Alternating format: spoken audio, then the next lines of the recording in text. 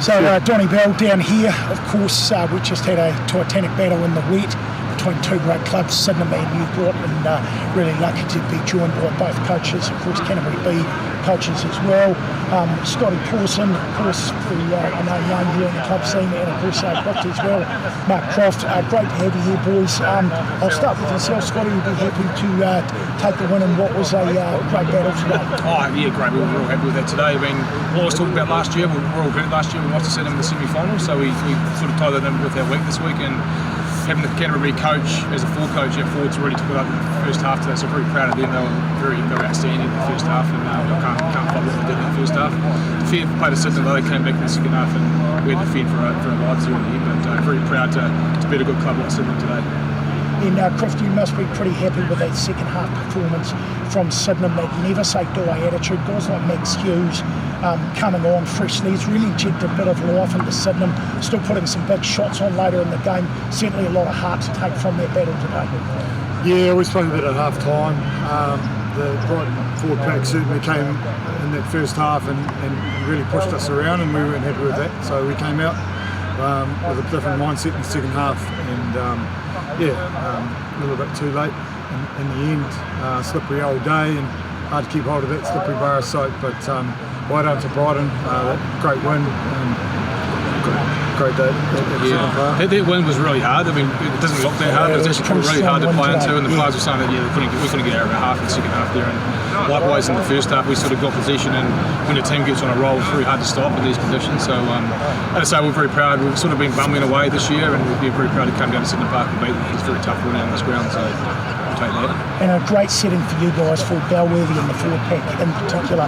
On a wet game, we saw all the talking he was doing out there with the forwards, but I'm sure in particular your front row epitomised it today. Scoring tries, a strong scrum, even the locks running off them. I think a lot of credit has to go to that top five today.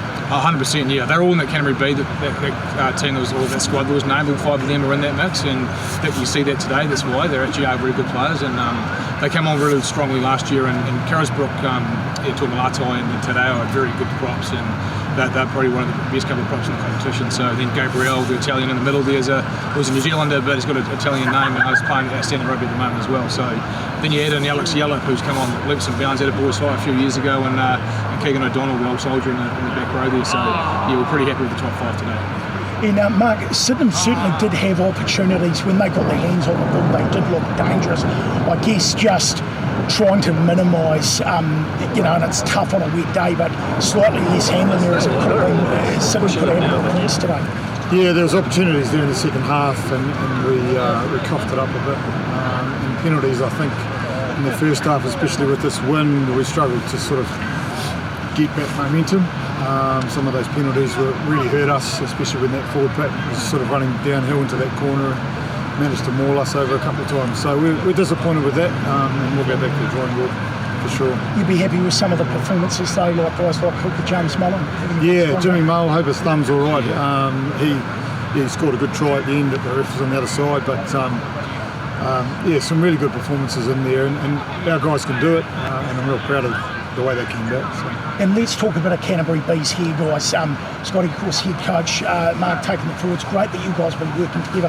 Just wanted you both to tell me a little bit about your thoughts on the Canterbury B's program and what it's going to be like working together, the two of you. Yeah, well, lucky enough, Croft and I last year to be involved in the Canterbury B program, and we took a lot out of it, and been announced early that the coaches were announced earlier.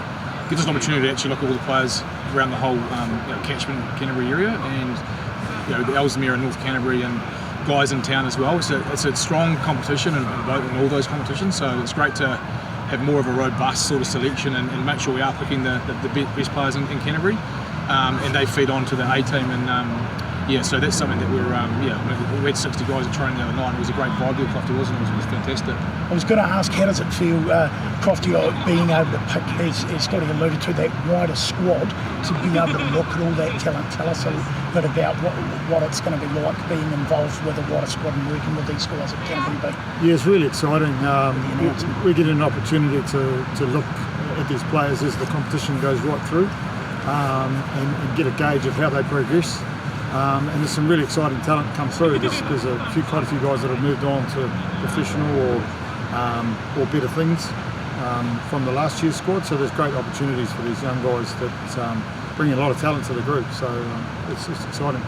And what does it mean to you, Scotty, just to be involved in this Canterbury B setup and have an opportunity? Last year was fantastic. You know, the next elite above club rugby, and you see the difference in the athlete, and it's great to coach. We're lucky enough.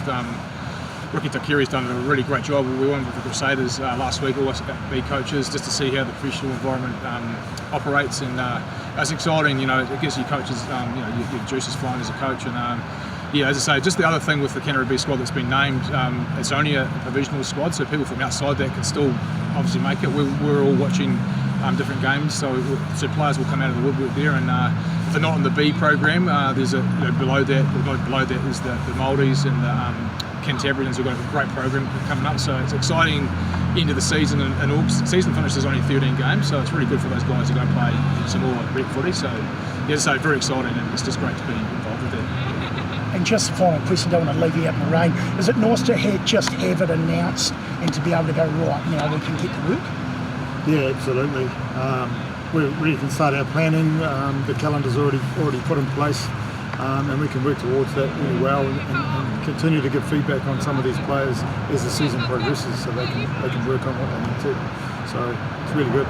Much appreciated, and thank you both for your time. Scott Pawson, always a pleasure. Mark Croft, fantastic. Really appreciate what you do for club rugby and what you'll be doing going forward as well with Canterbury B once again. So thanks very much, gents, and I'll let you go and get going. Thanks, appreciate it, mate. Cheers.